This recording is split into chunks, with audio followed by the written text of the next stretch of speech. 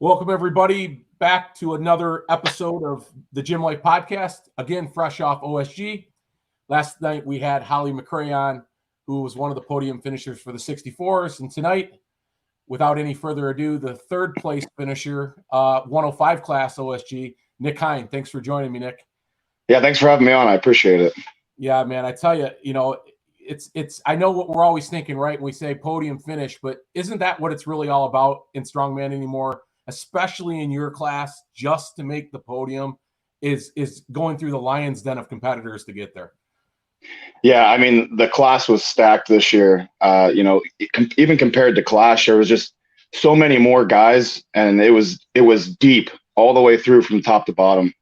It really was. We did that pro pick show leading up to that. And of course, we all had you, that, and I had you too. We knew that you were going to be somewhere at the top, but the way we kind of all figured this show would play out was the smallest little mess up, the smallest little slip, the fumble of a stone, the drop of the yoke. It could have been all the difference in the world in this class. And I know you had a little bit of ups and downs in this show looking at, your events, but not really in a bad way. It seemed like just on the bag and just on, I think it was, what was it? The sandbag gave you a little issue towards the end and you had to relock that dumbbell out, right? Well, I mean, initially it was the farmers.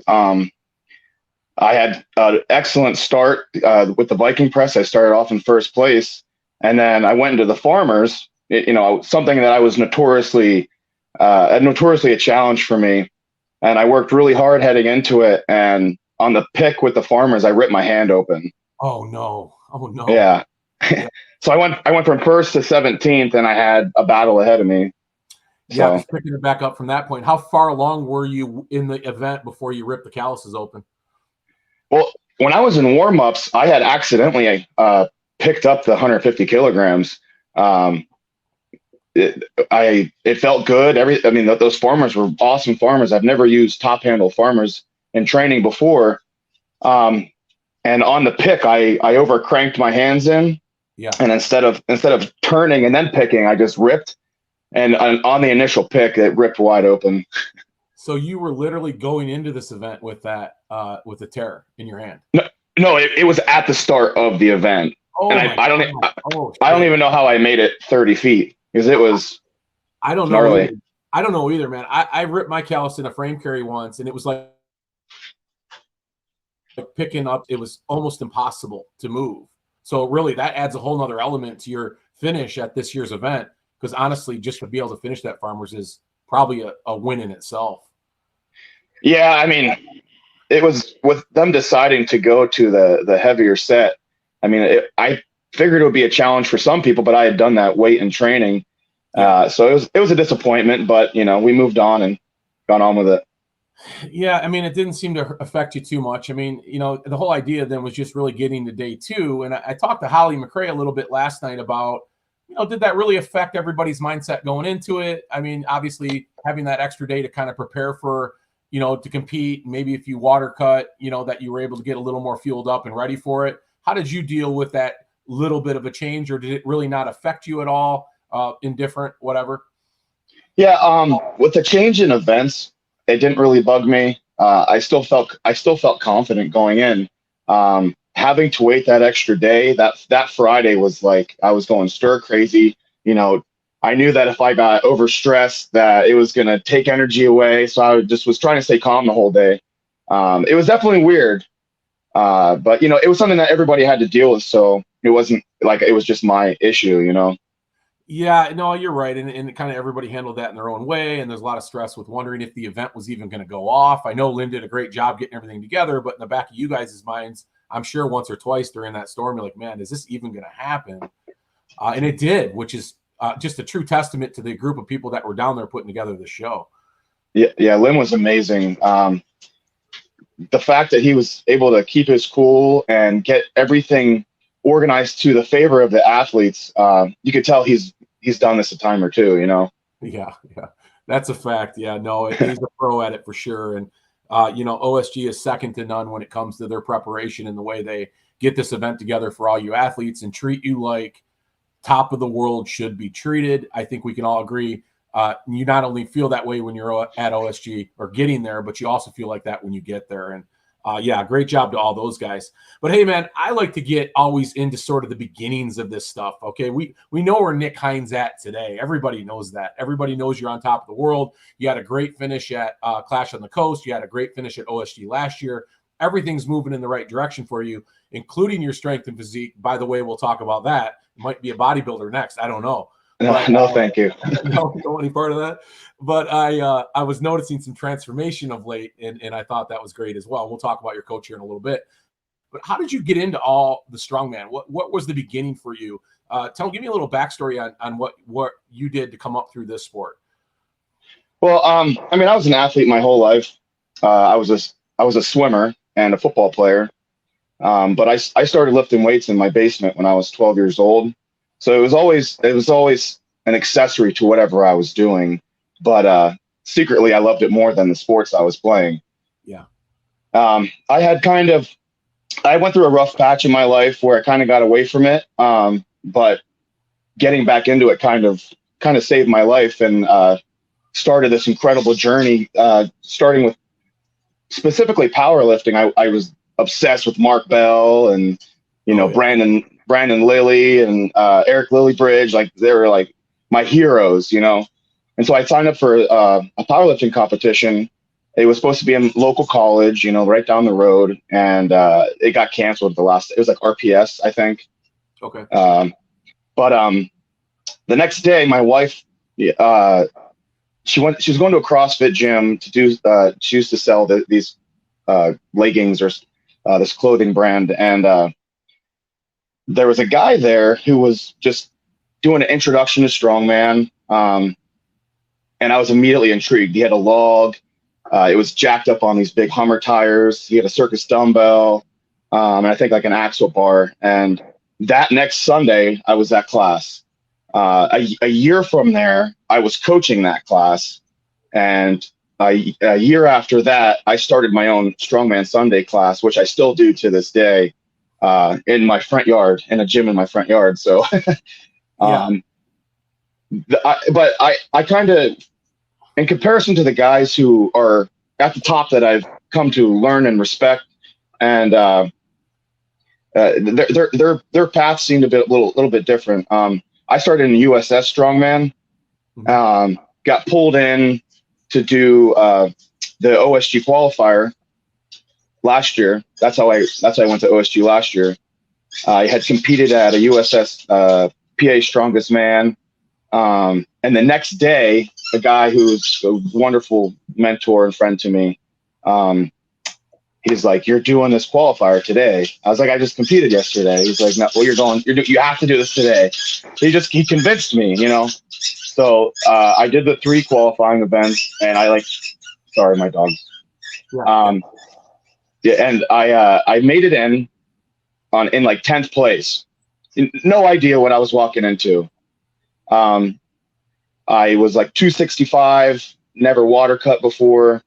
And I had hired a coach who was experienced, Anthony Deal. He was getting me ready, but I didn't have a lot of experience in the 105s, So terrible water cut. I almost went to the ER. It was like 30 pounds or something. It was insane. By 5 days out, it was about 30 pounds. And I made it through, weighed in 105.0. And I went in and I learned a lot. I learned that sweating out kills your energy. Yeah. And I took that lesson with me till today, and we can get to that later if you want. But and that was my introduction to this class. And I never even did a Strongman Corp competition prior to that. So wait a second. I got to back up here because it amazes me again. It just ceases to amaze me as many times as I do these interviews with you top strong men and strong women in the sport. The story is never like you think it's going to be. It's always some crazy thing. So you literally went to a class at a gym that showed you how to use the implements. Well, I think it's cool, right? I want to think that was like 20 years ago, but it wasn't. It was like 2 years ago or 3 years ago, right? Yeah, it was 2017. 2017. So that's super cool that somebody's out there doing that, by the way. So kudos to that person. we need more people to get to these gyms to do that exact same thing to help grow the sport even more. So I love that. So within a year, you're kind of running your own sort of Sunday strongman, but never really competed, just enjoy training on the implements, if I understand. Yeah, I had competed twice in that time. Okay, so just at USF shows, though. Okay. Yeah. And then you competed as a heavyweight then, right? Because you were 260, you didn't really water cut. You were always kind of floating around in that 250 to 270 range. Yeah. I hit 270 once, but I started huffing and puffing downstairs, and I had to lose some weight. How tall are you? What's that? How tall are you? 6 foot. Okay, so not carrying a little better than some, but maybe not as good as others at 6 foot. Yeah. I got you. And so you just so you do this in 2017. Your first competition or couple come between 2017 and 2018, and then you find yourself in the Pennsylvania Strongest Man the day after that, trying to qualify for Clash on the Coast, which OSG. What's that? For OSG. For OSG. Yeah. Okay, now it's coming together for me. OSG, and that was for 2021 OSG, right? Because of COVID, that got moved around. Yep. And then you take 5th at OSG, your first year at OSG. You turn around and you come to Clash on the Coast right after that. Yep. Addicted. Wow. Yeah, that's a great story, Nick. I mean, you're in the top of the food chain already in the 105 class. You never even been there before. Yeah. I'd like to take all the credit, but I just had a lot of really great people around me that were pushing me in this direction. Wow. Yeah, I would say that's true, right? You can't do it without a lot of people behind you, because you're kind of that prolific 105er now, that guy that's kind of on the top of the mountain a little bit that everybody's going to be expecting to see there at these competitions at the highest level, and you prove that down in OSG. I just think it's very unique that sometimes the best stories come out of these spots where you least expect them, and it sounds like kind of that's where you came from, because you didn't really realize how good you were going to be at this sport until all of a sudden your friends are kind of pushing you in that direction, it seems like. Yeah, I mean, I didn't realize it until this year, until 2 weeks ago. Yeah. I'll tell you that. Yeah. I appreciate that. I think a lot of people in the sport tend to be on the side of being hard on themselves, which can be a huge benefit and can push people to do crazy things. And I think a lot of guys at the top are extremely hard on themselves. But I never really thought that. I don't mean to sound any certain way, but up until the last 3 months, I still haven't proved to myself that I was one of the best. Yeah. No, I hear that a little bit too from other people as well, and it's really kind of hard to accept that, isn't it? Yeah, I had heard a podcast with Darren Zola. He brought on Amelia Plummer, and she is a sports psychologist. And against every will in my bones, I just said, okay, I'm doing this. And so I just figured, we work so hard on our physical while my mental is breaking me down and pulling me back. I need to attack this too. And so I spent the last 3 months working on, my mental aspects of life and competition, and specifically strongman. And I think that was the main reason why I did as well as I did this year at OSG. That's super interesting that you would say that, because the psychology side of it, that champion mentality, that sports psychology side of it, we're really tapping into more and more across the board, even in mainstream sports. Can you explain a little bit to me how that worked for you over 3 months?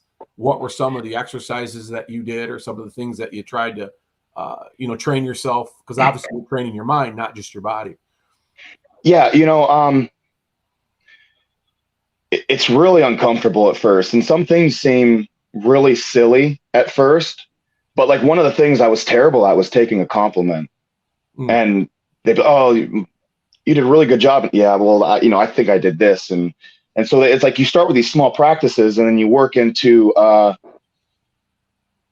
mindset going into an event, and avoid it, because like sometimes I'll be super pumped up, I'll get into the event, and then I'll start panicking because I didn't have that foundation to stand on mentally, and in my beliefs, and that I can do this. And despite everything I've trained, In the past, I would think it doesn't matter. I can still mess up. But where she had taught me to, when I had those negative thoughts, pull back to positive things. And so we worked to find like a positive attachments that I could grab a hold of and nip it in the butt when I would have those thoughts. And I've always believed that, like, a max deadlift, right? If you're thinking about when you're, the most horrible things that happen in people's lives, my mom got cancer, or my dad, whatever, you understand what I'm saying? Yeah. Mm-hmm. I've always believed that you can draw more from positive things, because those negative things only work for so long. And when I was training, I had come to a point where they stopped working, and it was almost like I healed them in a way. They stopped motivating me to pick up the bar with maximum output, where if you focus on, for example, imagining yourself on top of a podium with your loved ones around and the people who support you, because none of us can get to that point without the people who support us. I have an amazing circle around me. There's no way I'd be anywhere without my wife and my kids and my training partners and my best friends. You know what I mean? And so if you attach yourself to that feeling of something good, something positive, me personally, I have just found so much more motivation out of that. Yeah, I mean, there's something to be said about the power of positive energy over negative energy. Essentially, that's what we're talking about here. Yeah, I'm a big energy guy myself. I really appreciate that perspective, and thanks for sharing that with me. Yeah, of course. It is so true, right? I think in a lot of people in sport tries to use that negative motivation, but you do kind of run out of gas with that after a while, because things tend to heal themselves or tend not to be such a big problem anymore. So where do you kind of turn to then to find out how to become a better person or a better athlete in this case? And that's through that positivity in your life, of course. And you just said that, your family, your friends, your sport group, and standing on top of that podium and imagining yourself up there with those people and how powerful that could be. Dude, that totally resonates with me. I wish I can articulate it as well as you can, but obviously, you've been at this a little while, I can tell, and it certainly is translating in your performance. Yeah, I don't mean to, be. I have no problem with being vulnerable and explaining, my thought process to it, but it's what worked for me, and I can't deny what has worked for me, and also I can't deny what hasn't worked for me, because like those negative things stopped working, So you're your own beta test. You know exactly what works and doesn't work. And I mean, that's kind of the truth of the matter. I mean, nobody knows better than you. And until people try new things to try to see what new results they can get, they can't deny what can work or what can't work. And I think you're just a perfect example of that. And I honestly believe everybody that's going to listen to this, a good majority of them, are probably going to take a moment to sort of sit back in themselves and go, wait a second, am I doing that? Can I, will that work for me? And I think that's kind of where it starts. Where did you get turned on to that? Was there a moment that you just thought you needed to do that? Did somebody share that with you? How was that passed along to you? The thought of like positive thinking. Yes. And bringing it into sport and bringing it into your, not just your life, but kind of how you manifested that into your performance into sport. Yeah.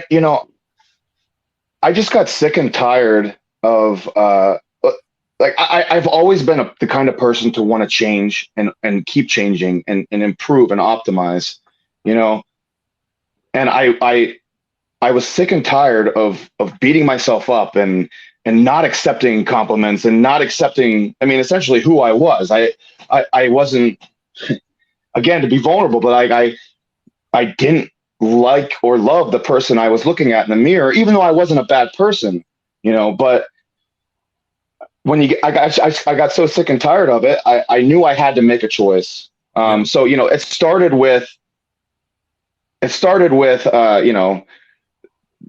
messing with positive thinking and positive affirmations. But then, then it led to working with a sports psychologist and trying to get inside the mind. And we all know Eddie Hall's famous 500, kilogram deadlift. He worked with a sports psychologist.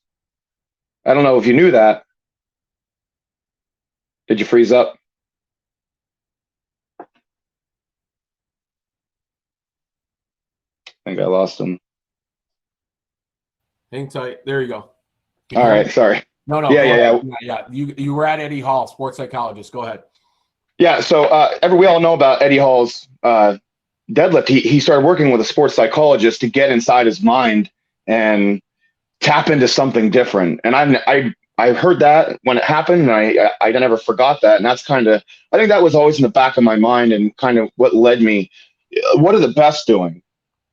You Right. know, because if you look at, I don't know Eddie Hall's life personally, but you can tell by the man, he will do anything he can in any aspect of his life to get better and improve. And so I'm willing to. Well, you know, I don't want to stay the same. I want to be a better strongman. I want to be a better father, a better human, a better husband. You know, and so I was willing to try something new. You know. Yeah, and I guess that's where the start comes, right? You have to have you have to identify within yourself first. And a lot of guys never get to that point, sadly. And a lot of girls don't either. I mean, if you don't become a somewhat vulnerable, like you said, to make yourself sort of sit back and self-identify a little bit, maybe people will never go down this path, sadly, and then maybe they should try. But yeah, Nick, I really love that. Thanks for sharing that. That's awesome. I want to talk about your wife for a minute because I don't think you have a great bigger supporter than her. And because every video you post, she is the loudest voice in the room. What's your wife's name?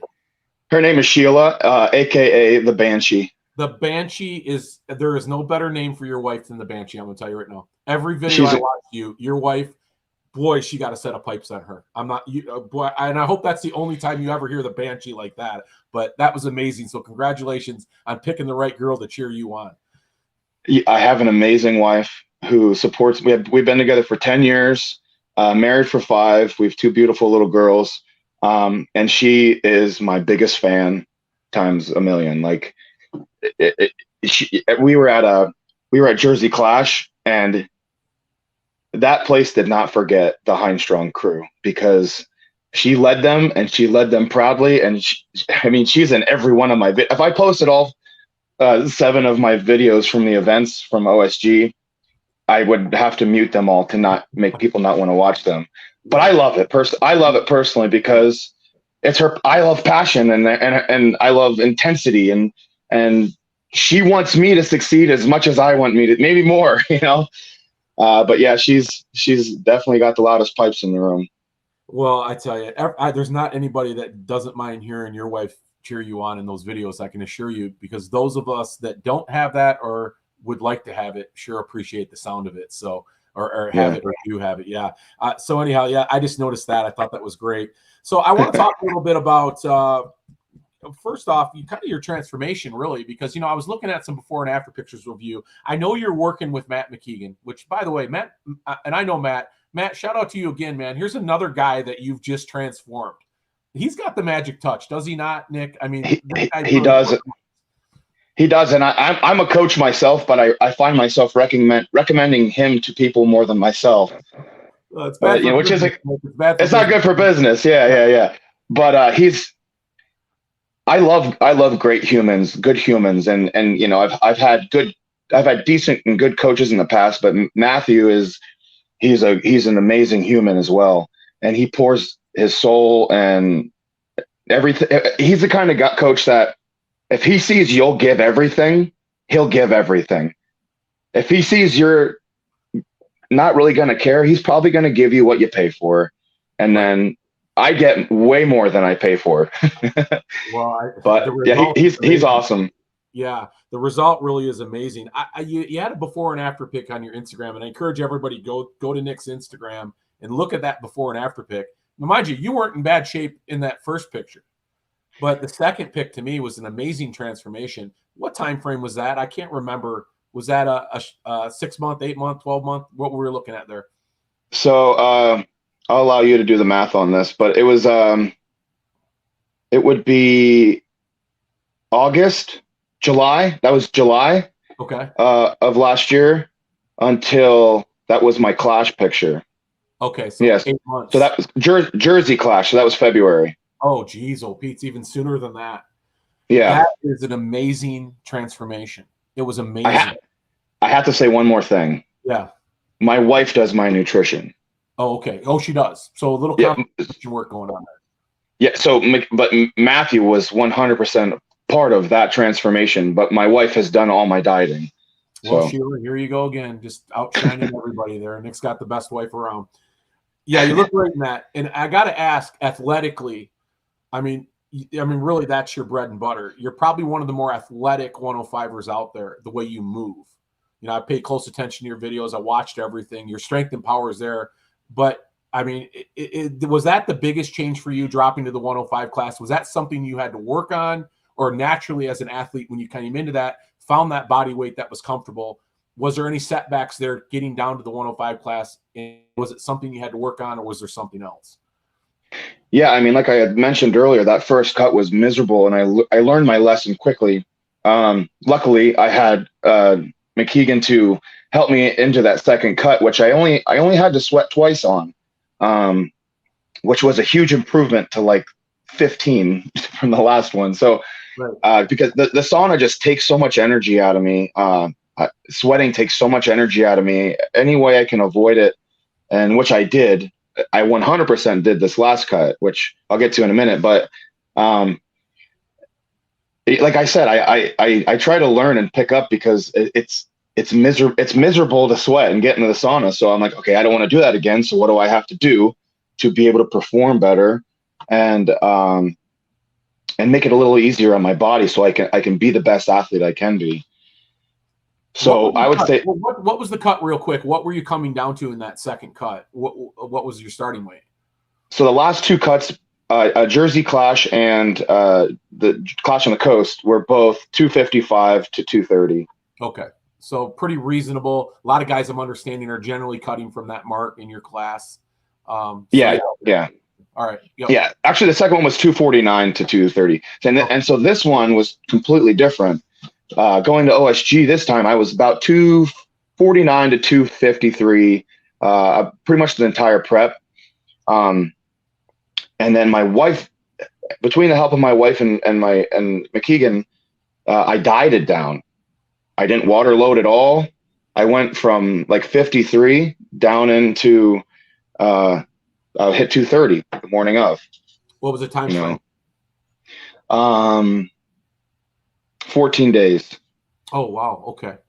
And yeah, better from that. That was a great cut for you then. I was terrified. Yeah.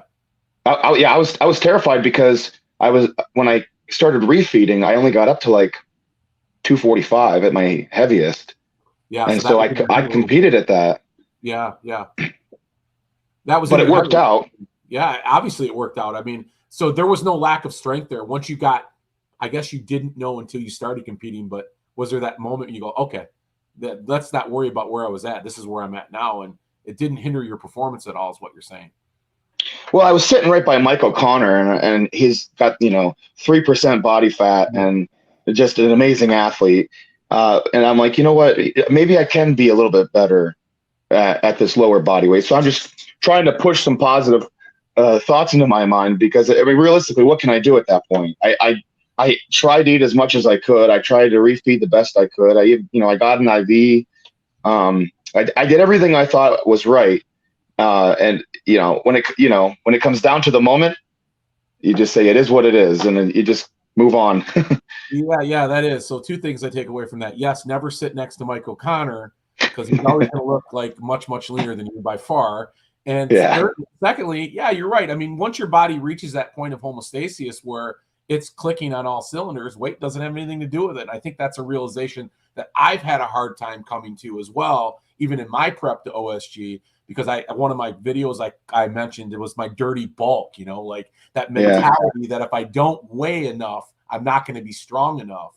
And I have to get back to that mindset that you're in, going, I need to perform where my body wants to perform the best at, and whatever weight that is, I'll just accept it. There's just no way around that.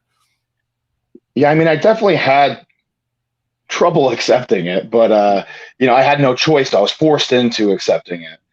But lesson learned. Yeah, and sometimes that's the only way we figure out how to accept things is we're forced into them, right?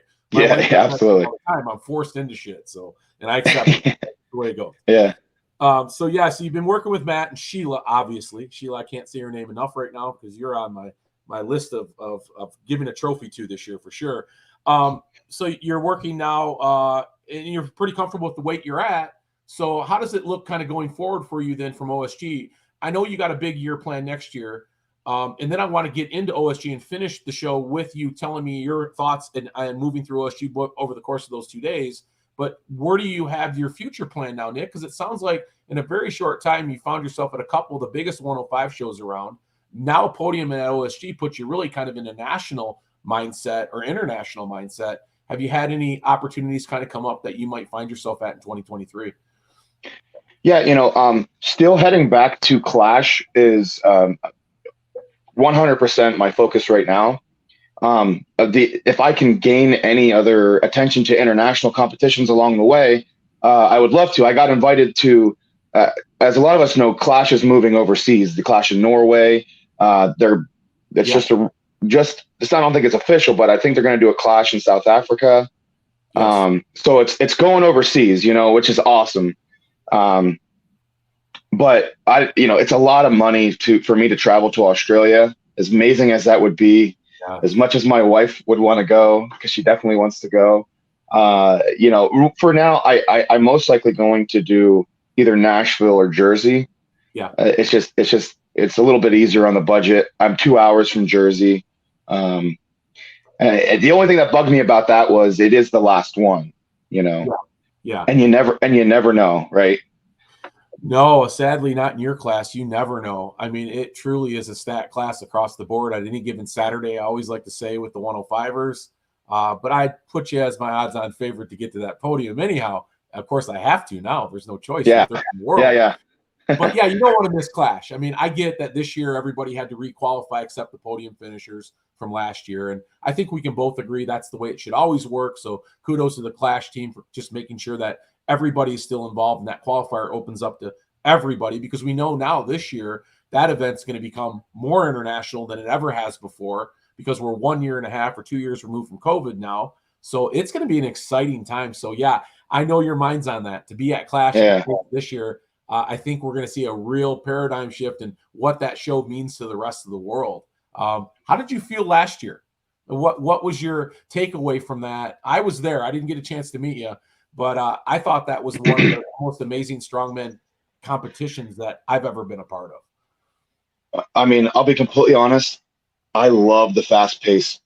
It's intense, especially the finals. It was, we talked about being forced into, right? And it's like, I would come off the floor from an event and they're like, all right, Nick, you got 7 minutes, get your gear on. And I'm laying dead in the chair as people are switching sleeves, changing shoes.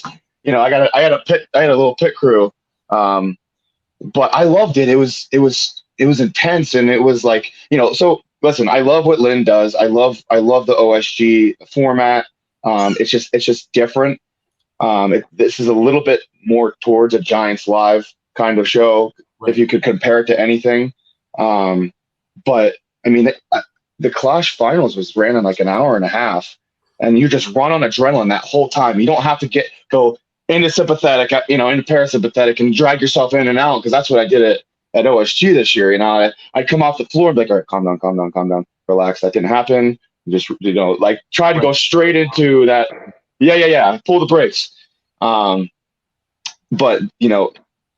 the guys are all willing to face the battle with you. They're all incredible guys. I have 100% respect for every single one of those guys that make it last year and moving forward because it is no easy task and it's a huge testament to the guys who make it to their will to want to win and how tough they are. Just tough guys.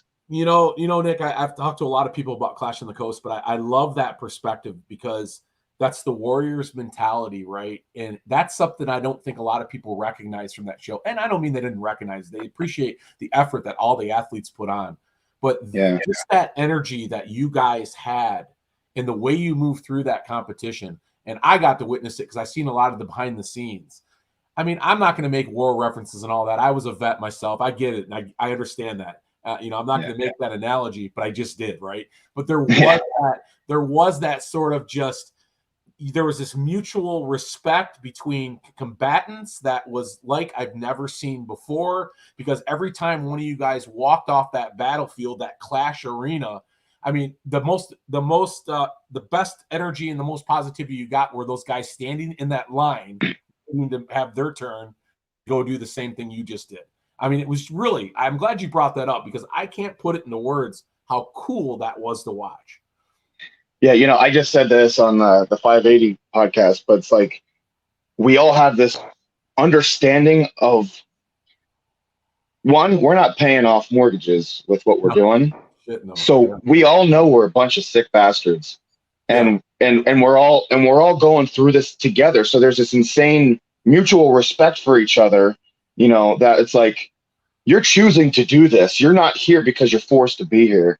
And I know what you do behind the scenes because I do it too. And if you didn't do it, you wouldn't be here, and then you're out there and you're on the battlefield, and you're giving your soul and you're bleeding and you're bruised and you're beat, but you're doing it with all those guys next to you. And it's such a family atmosphere, even though you want to beat these guys, I also want to see them succeed. It's a really weird, conflicting thought. Yeah, and that's kind of where my mind's going with this. There's that appreciation despite it all. It's almost like if you can all just walk away and there be no winners, everybody would be okay with that, just for mutual respect. And yeah, I totally agree. And I love the energy of that show. I'm so glad it's become a part of our mainstream in competitions, not just for the 105ers now, but of course now every class gets an opportunity to be a part of that event. And kudos to the Clash team and Anthony, of course, for bringing that on board for everybody. But you're right. When it comes to OSG and it comes to Clash, we live in this dichotomy world now of strongman competitions. You have to be prepared for both. If you want to compete at the highest level and be considered one of the best in the world at any of the classes, you better be ready to compete in 2 hours or over 3 days, because that's going to be your prerequisite to being the best in the world. Yeah, and be ready for event change too, Yes. We had the keg throw to Fingelfinger, which I was completely okay with. Some of you were. You were one of them. Yeah. Yeah. Well, that was my only event win that entire weekend. So, but you got to be ready for anything, and it's like, not to jump the gun because I know you want to get into the events and stuff. But or maybe we can use it as a segue. I went from first winning the Viking to 17th because of the farmers. It's like, it doesn't matter what you do in one event. It's what you do across the entirety of the show. It's about being a rounded athlete, It can't be said enough. It really can't be said enough. And I think there's a crop of young, strong men and strong women competitors that the sooner they recognize that, the better competitors and the better they're going to do in competition because of it. Because you're right, there's 5, in a lot of cases now there's 6 events in a lot of these shows. We're starting to see that 6th event being added. Boy, just that consistency. So yeah, let's use that as a segue. You stole my word. I love to use that in all my podcasts. So the segue is now into OSG. You win the Viking press. By the way, 12 reps. What was that weight? I wrote it down, 325. Yeah. There's no doubt in your frame you're a big presser. That was obvious. And winning the Viking press, I think winning any event in OSG is really cool. I know you don't put a lot of weight in that based off of what we just said. Being more consistent, even keel is always the way to go. But there is a certain pride at winning an event at OSG, wouldn't you say? Oh my God, absolutely. And I didn't expect it. I just went out there and just tried to trust my training, and I came prepared. That's the best way I could put it. Well, it certainly set aside your fears of being 245. I mean, if you're stepping into a Viking press with that type of stuff, I guess it's over with at that point. I think that's where I realized, all right, I'm okay. Good thing it was the first event. You got that out of the way. So the Farmers Walk obviously didn't go the way you wanted. You tore your callus, albeit in the back of my mind, because I've been there before. I'm like, okay, how's this going to affect the rest of my events? And I guess really, now that I think about it, it didn't really come into play again, did it? Because your next event, of course, was the, and I should know this, the axle deadlift. That was a pretty heavy axle, I thought, for everybody. I think all of our panel agreed as well. coming into that axle, it was going to be challenging? How'd you feel on it? Well, I had done the axle deadlift in the last two events. I'm pretty sure at Clash Anthony had changed it from 675 to 630. He did, yeah. Yeah, so about maybe like a 10-pound difference. So I had a number in my mind, but you can't account for fatigue and this and that and the other thing. It didn't feel bad. And I still don't know if the longer bar affects it or not. Maybe it's like a mental thing. But I hit right in the range that I had planned. I had planned 6 to 8. So I got 7. I was happy with it. And I'm not a great deadlifter in terms of like the best. So right. I was right. I think I got like 6th place in that or something. Yeah, that's one of those events where you already know kind of where that guy's at or that girl's at, right? I mean, you look at Ree, for instance, in the 64s, and you look at Nadia in the in the 80 or the 82s, and with the women, and of course the guys, you can argue who the best deadlifters are. You're kind of not, if you're just the guy that's going to be in the middle of the pack. Is it matter to you then kind of where you're at in that rotation? Is there any mental thought put into that? I know sometimes I get it. OSG is a different show. You're not saving yourself for anything. There's not a lot of gamesmanship in that respect. But did that play into effect where you were at and what you were going to do for that, knowing you had 2 more events or 1 more event that day and 3 the next? Normally, I would say no, but I was the first heat. Okay. Second heat. There was 2 guys in the first heat, and the bar really wasn't set yet. So I walked out of there with 7, and that was the number then. And then it became 10. You know what I mean? So, but I'm the kind of athlete that, which I'm sure most people are, like, if I'm given a number, I'm like, oh, that's one to chase. For Andrew Clayton on the Viking, I'm like, all right, I got to beat 9. So I went into that with a different ferocity and a different aggression than I think I would have otherwise on the deadlift. But I still tried to tap into what I had, and I was still happy with it. But yeah, I do feel like there is a little bit of a difference. There's an advantage to going in the last heat. Yeah, and I would think so, right? Even at a show like OSG, there still is that, like you said. I'm the same way. I perform better when I'm chasing a number sometimes than I do if I got to set the bar. And that's weird, and that's just a me thing. And I know some guys are like that too, but it's always been like that. If I'm chasing something, I tend to perform a little bit better. So yeah, interesting spot to be in. But you didn't perform bad being in that huge class of guys. I mean, 5th, 6th, 7th place. I mean, honestly, if you had to pick a number, that's right where you'd want to be. Yeah. But this was the event right after the Farmer, so I still knew I had a battle to fight. Yeah. I first to 17th, and then after deadlift, I think I was 11th. So, I knew that I had a lot of work ahead of me. Yeah, no doubt. I mean, you're calling back up at that point. You're not setting yourself up very good, Nick, after a second event like in 17th place for sure. Yeah. And that's not a sweet spot OSG run there by any stretch. Nice thing is that points kind of reset on that 3rd day, and we'll get to that. But your next event then on the 2nd day is and again, I'm brain dead. I've said this 1,000 times in my shows. I know. I listen to most of them. What was it? Yoke and go ahead. So sandbag was next. Sandbag to shoulder. Yep, we'll catch it. Yep. Yeah, so that was the final of the 4 to get into the finals, and I wanted that first bag. I really did, because I thought it would tire out a few guys that weren't as conditioned, and I knew that I was conditioned because I was used to that conditioning from preparing for Clash. Yeah. I had just gotten out of it, and I never dropped it. I made sure I did my extra hit workouts, and I made sure to stay conditioned as possible, especially for something like a 5 sandbag medley ending with close to a max for me. So which actually that was the biggest sandbag I ever put on my shoulder prior to that day. Was that 350? Yeah, 350. Okay. Yep. So how'd that run go for you? Did you get that 350 up, by the way?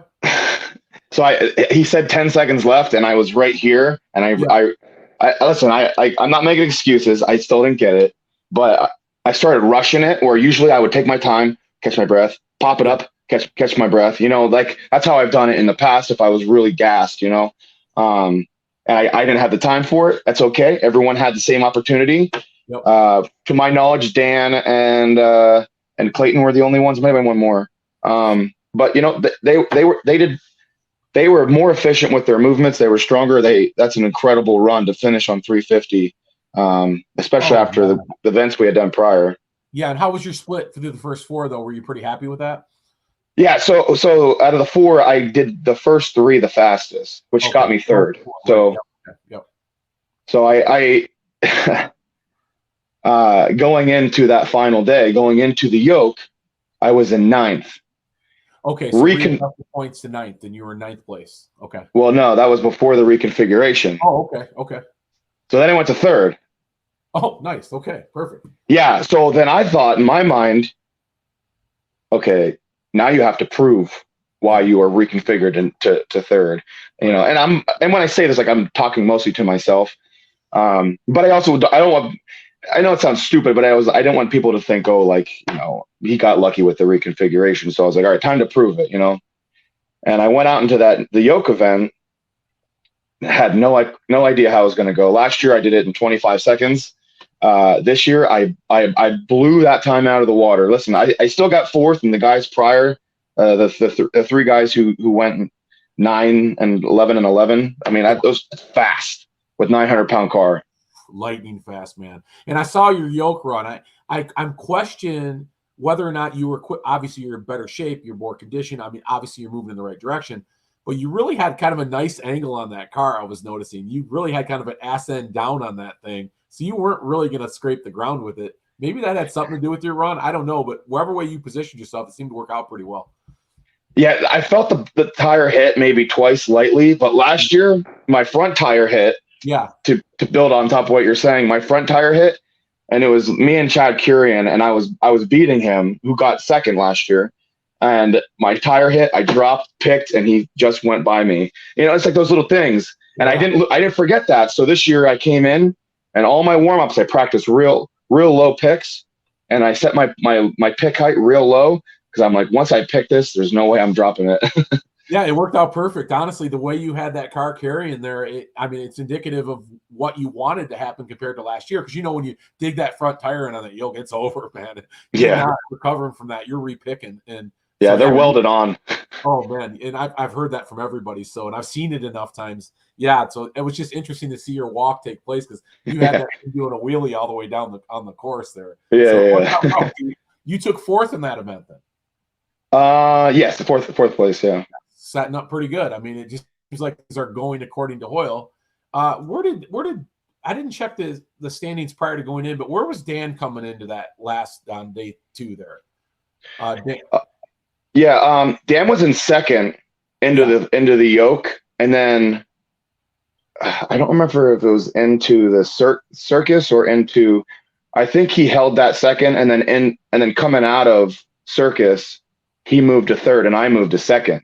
Because I had a good circus run, but I was expecting better. Well, I saw the sort of lockout, not really lockout, but I thought it was a lockout. I mean, come on, what's going on here? I never looked at the judge. I'm an honest man, and I knew it wasn't locked out. They were allowing nothing against the I forget his name. He's from Norway. He gave some calls that were. Some people would say were questionable, but it's his call, you know. Now the way I've trained it and the way I felt like that was my best event, and I thought going into this comp, if there's any event I can win, it's going to be the circus dumbbell, just because I trained it so hard. And you're doing 200 for 4 or 5 in training. So, although you know, second day, 6th event, we're gonna, you know, we can't. It doesn't correlate. I get that, but yeah, you're right. You were set up beautifully for that event. Yeah, I mean. 2 weeks out, I did 220 for 5 in like under 30 seconds. It was I felt great, and but you don't know what you're going to get when you get there. Those bells were just completely different than anything I felt, and I've always looked up the dumbbell when I press it. I can keep an eye on it. I don't lose it, and I can get under the dumbbell instead of trying to move the dumbbell to where I am, because that never works for us. Oh, gotcha. So the dumbbell was black. And the ceiling was black, and I lost it.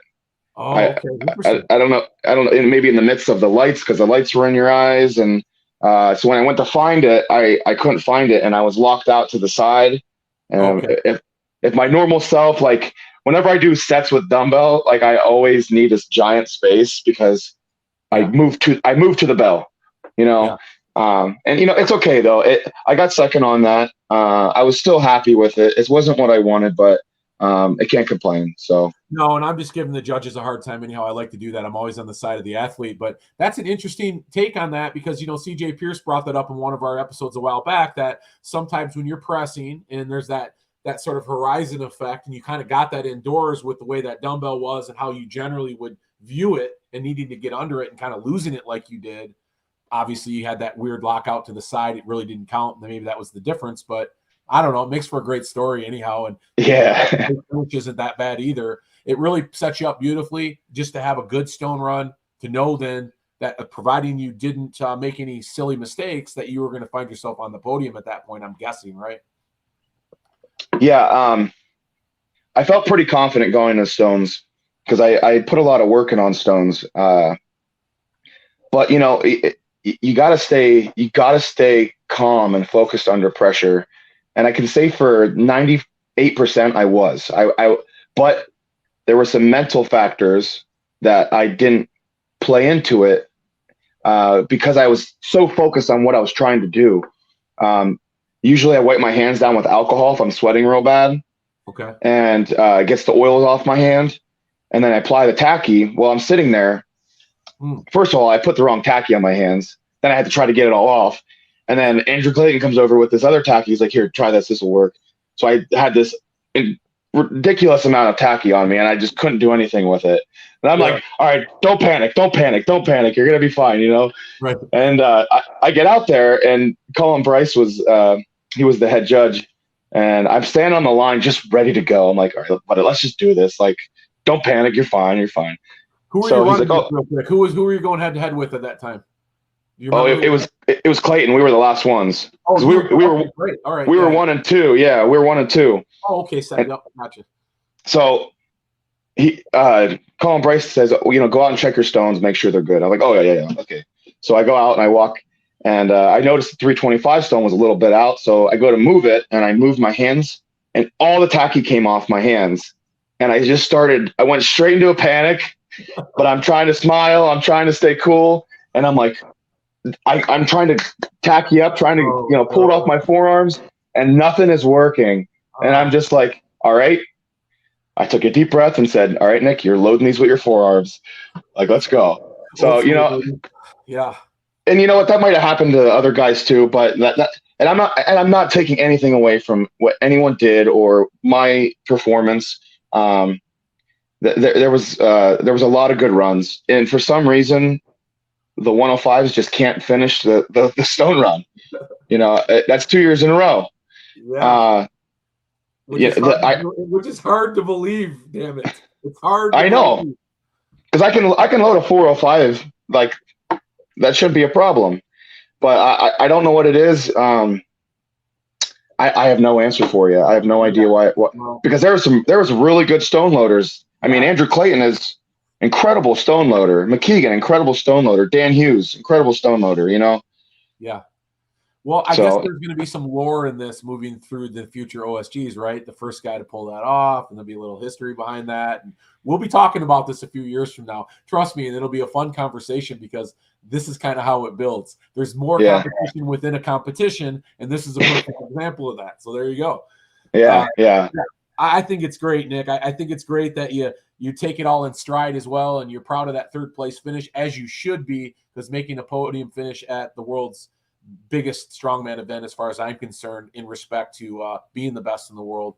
I mean, man, that's just a great finish. And listen, you got something to build on. And I guess if there's a caveat to any of this, okay, yeah, you had the dumbbell issue maybe and the tacky issue, but as we all know, when we compete, every event we walk away from it with the good and with the bad. And you certainly can't say anything about what you did. And listen, losing to Dan Hughes, I love Dan Hughes. I'll tell you right now. I love him. One of my favorites. I mentioned him in the pro picks. I goes, Dan Hughes is just that guy. And of course, Andrew Clayton's just on a mission. He was on a mission I don't think you could have stopped that guy. You caught him on the year that he was going to prove to the world that you quit counting him out because he's back. And I love to see that story. I love Andrew Clayton's intensity. He's an incredible guy to compete with. And when you pull him aside, he's a sweetheart. He's a good human, you know? And I have absolutely no problem losing to a good human. Dan, great human. I mean, all those guys, incredible people. And you're right. I am 100% proud of this. And this third place means a lot to me and my wife and my team.